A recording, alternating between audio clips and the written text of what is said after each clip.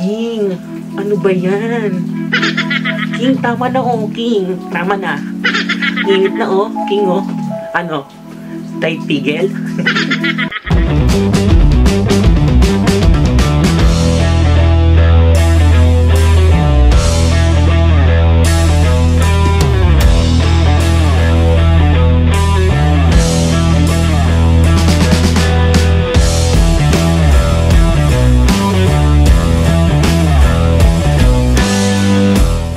Hi everyone, this is your Papa Jobs and welcome to Papa Jobs TV. If this is your first time in my channel, please don't forget to click subscribe below this video and the notification bell for you to be notified of all my YouTube happenings.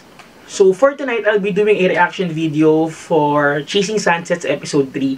So medyo natagalan kasi sobrang dami nangyari for the previous weeks and previous days. So now, itutuloy na natin yung ating marathon ng Chasing Sunsets. Actually, tapos na yung series sa YouTube and humahabol lang tayo. So we will now check the episode 3 again of Chasing Sunsets. So let's start. Ayan, so ipi-play na natin guys. Let's start. Ang Chasing Sunsets. Na-miss ko to ha. Ang tagal kong hindi nakanood ng Chasing Sunsets. I miss the intro. Kasi this is very friendly for those who are experiencing mental illness. They are giving disclaimers, di ba? Okay, na-miss ko. King ba to? Nakalimutan ko tuloy. Na-miss ko si King. I love King. Siyempre, I love Kevin din, di ba? Nakakausap ko yan si Kevin. I miss Farah and Lara. So, let's start na this. Let's start na. Ang haba yung intro eh. Pero bet ko naman yung intro kaya. No escaping, guys. Naniniwala kami makakayanan ko ito. Lara! Dito na nga pala natapos yon. Yung akala niya nag-suicide si Lara. Sabi ko naman sa'yo, Farah, kasi nag-floating lang.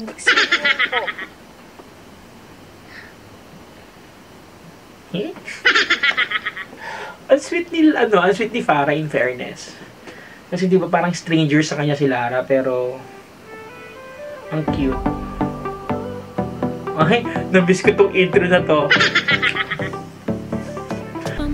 Kailan ba lalabas yun? Yung music video? Gusto kong makita yung sarili ko yun. Camp Avenue Studios, please. I-release na yan.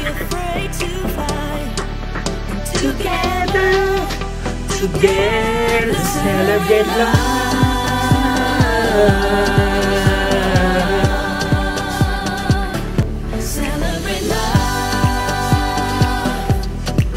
Ay, gusto ko yun. Let's celebrate love.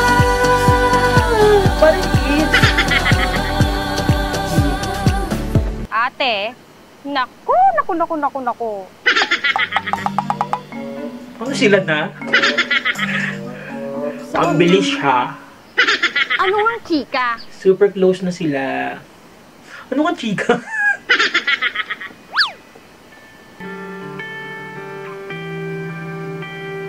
Si Farah talaga, Venus Ra na may Isabel Daza, no? Super pretty. Si Lara naman, super Pinay. Di ba? Gusto ko yung skin tone nilang dalawa. Pero hindi bagay sa akin yan. Sa kanila bagay. Ang ganda nung song. Drive myself crazy.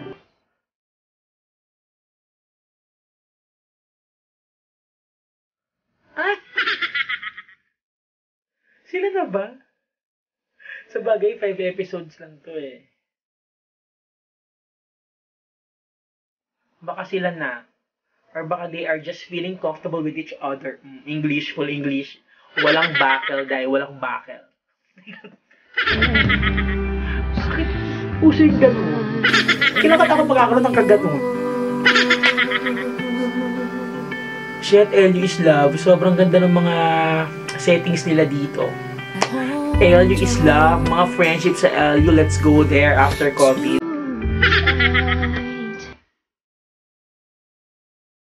Ganda ng music. I'll check later kung ano yung song na ginamit nila kasi ang ganda.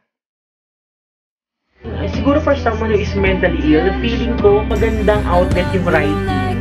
Kasi kahit pa paano parang you are expressing yourself, di ba? Nabevent out mo yung feelings mo through pen and paper. So feeling ko talaga magandang outlet yung ginagawa ni Lara. Nirarate niya lahat. So sinusulat niya lahat ng nararamdaman niya, naiisip niya. Better. I've been there but I never tried writing. Hindi naman super depressing sa akin. Sure. I love sunset din. Sama dyan. Sure. Hindi na matapos ang paglubog ng araw. Oh, I love sunset din. Sama naman dyan, Farah and Lara. Ang ganda ng settings. Nakaka-engage, shit. I miss beaches, guys. B-E-A-C-H-E-S, guys, ha?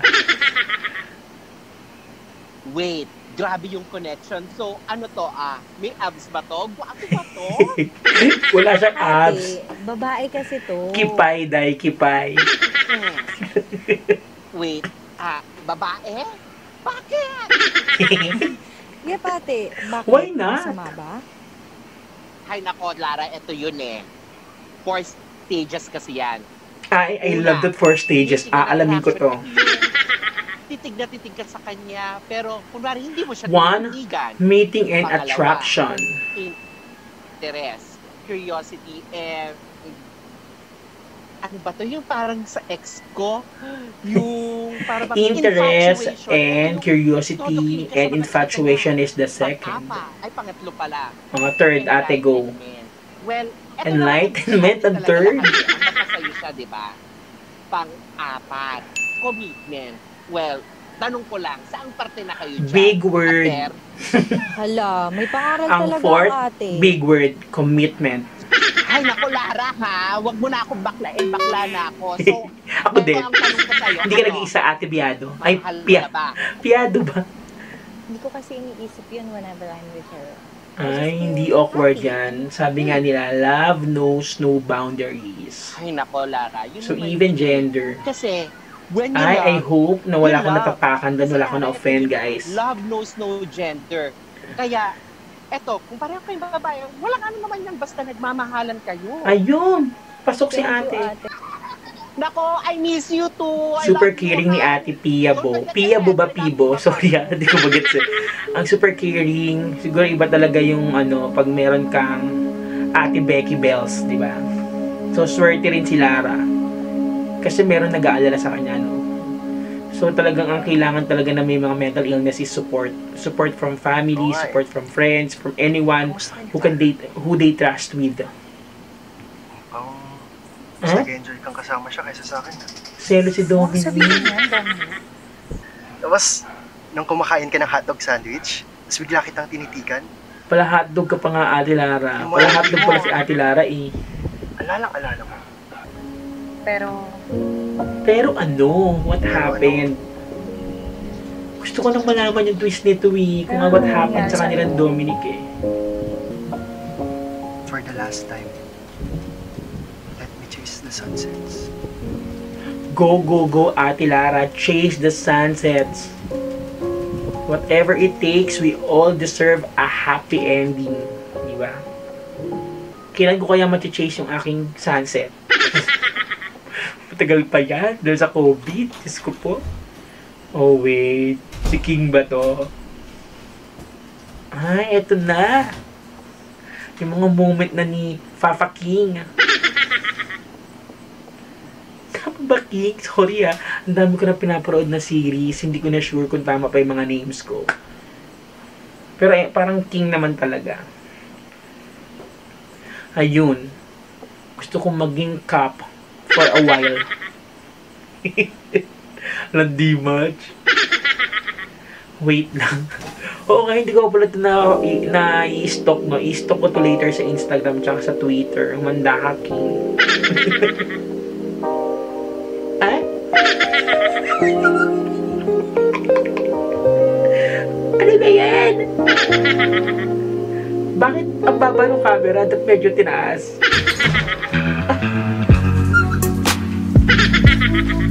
Kung sa makoy, parang gusto kong i-fast forward. Keme, baka gusto mo yung slow mo. King, ano ba yan? King, tama na oh, King. Tama na. Init na oh, King oh. Ano? Tight pigel? Wala. Tapos na po ang laban. Parang gusto ko na pong itapusin ito sa episode 3. Pinawisan talaga ako. I'm not joking ha. Ang init because of King. Ay? Ano ba yan eh? Baste. Patawag ka. I hate baste. Sino to? Pero naman, can we just skip this part? Baste. Skip this part. Skip this part na. King. Putang ina baste. I'm sorry, I don't mean to hurt you. Oh. Tang ina mo. You don't mean? Huh? Ha? Oh. Hindi mo meaning makipag-sex sa iba't ibang lalaki? Sabihin mo sa akin. Baste, fuckboy ka pala eh. Hindi ko sinasadya. Ay? Hindi ko po sinasadya. Baste. Bigla na lang nangyari. Tinira Wala ko, sa tinira pelikula, ko, tangina gano'n. naman. No way! Huwag na tayo Baste, maglokohan. no! Niloko mo ako at hindi mo Galit na galit ako for Yun King. yung totoo. Galit na galit ako, sorry. Pero King, there's something you should know. Ouch. Ito na yata yun. Siyempre, nakita ko yung trailer nito. I can't take it anymore. I think this is a responsibility.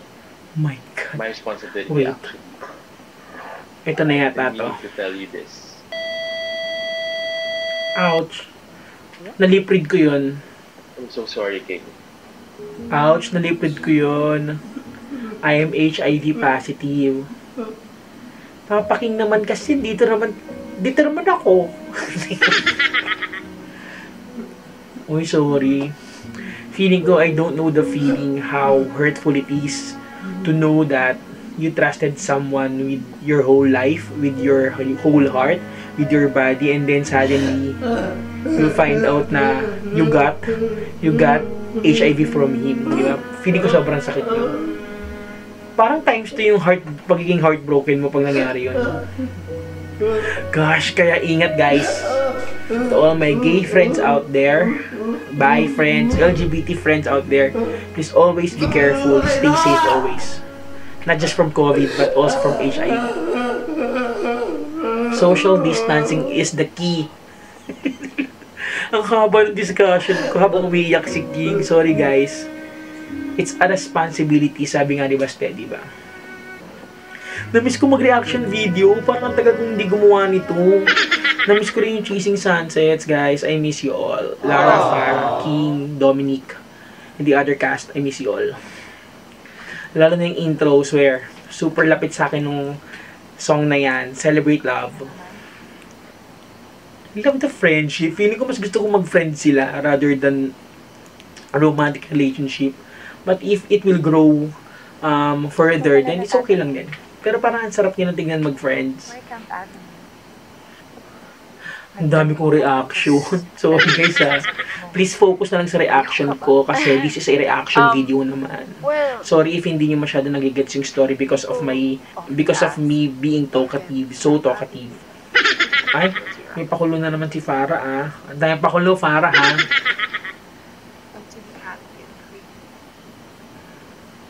This is my safe haven. Wait, sana lahat may safe haven. Malaya.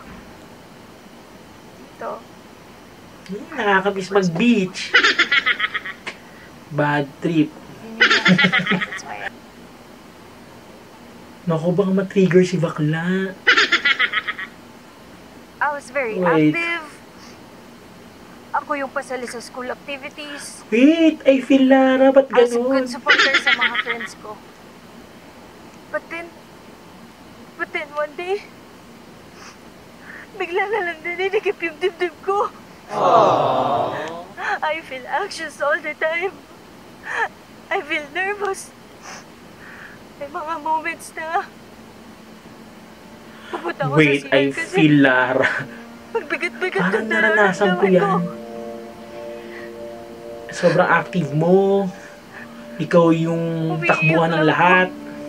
And then suddenly, everything changes. Oh, naranasan ko to. Iniiyak ko lahat. Tapos biglang bumigat lahat. Oh my Pero God. hindi Shit, ko swear, alam naranasan ko to. bakit. So, hindi port si Dominic ng depression niya. Ayoko nang maingay. Ate, palala lang pala. Hindi ako umabot doon. Grabe, ang hirap niyan. I started hearing things. Mga boses. Ang hirap niyan. Ang daming boses. Kung sino man nakaka-experience niyan, guys, support them. Kung meron kayong kilalang nakaka-experience ng ganyan, it's not a joke. Sumusunod sa akin. Sometimes kasi we treat it as jokes eh. Yung mga pag sinasabi nilang depressed sila, stress sila. Diba? It's not joke. Trust me. They are really feeling something na hindi lang natin alam. So, we need to support them, guys. Let's not treat those jokes as jokes. Sometimes we need to read between the lines eh.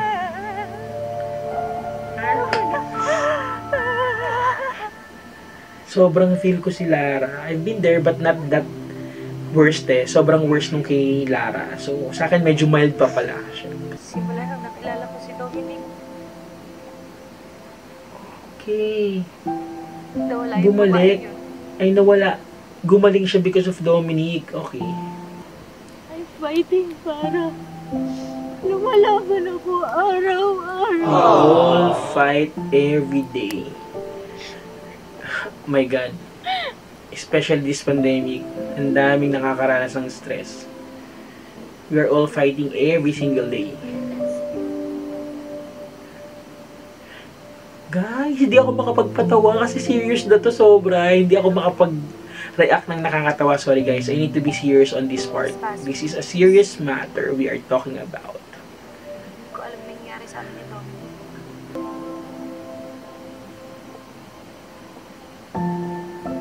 Ayun na. Confession na. Oh! Bilis na ba ni Farah? Si Farah walang patumpik-tumpik. Lap-lap kung lap-lap. Dominic, ba't gising ka pa? Halika, papakalala ka kay Farah. So, Wait, Farah, wala nakikita si Farah. Is this possibly a schizo, di ba? Pag schizo may sarili kang mundo. Oh. Tapos na siya. I think that's the end. Okay, so that's the episode 3 of Chasing Sunset. So guys, that's it for tonight. So, thank you very much for watching. Medyo na-bother lang ako sa last part, no? Medyo masaya tayo ng start and then eventually, naging serious yung takbo ng story and we cannot treat mental illness with jokes. So, I sorry if medyo naging serious tayo sa last part. So guys, again, thank you very much for watching. This is your Papa Jobs. I am now signing off. If you like this video, please don't forget to click the thumbs up button below this video. And if you want to tell me something, you can visit my Facebook page and message me there. This is my Facebook page. Or you can just leave a comment below. And again, guys, if you really love Papa Jobs, please do share this video to the world and let them know we have this channel, Papa Jobs TV. Thank you very much again for watching, guys. God bless and bye!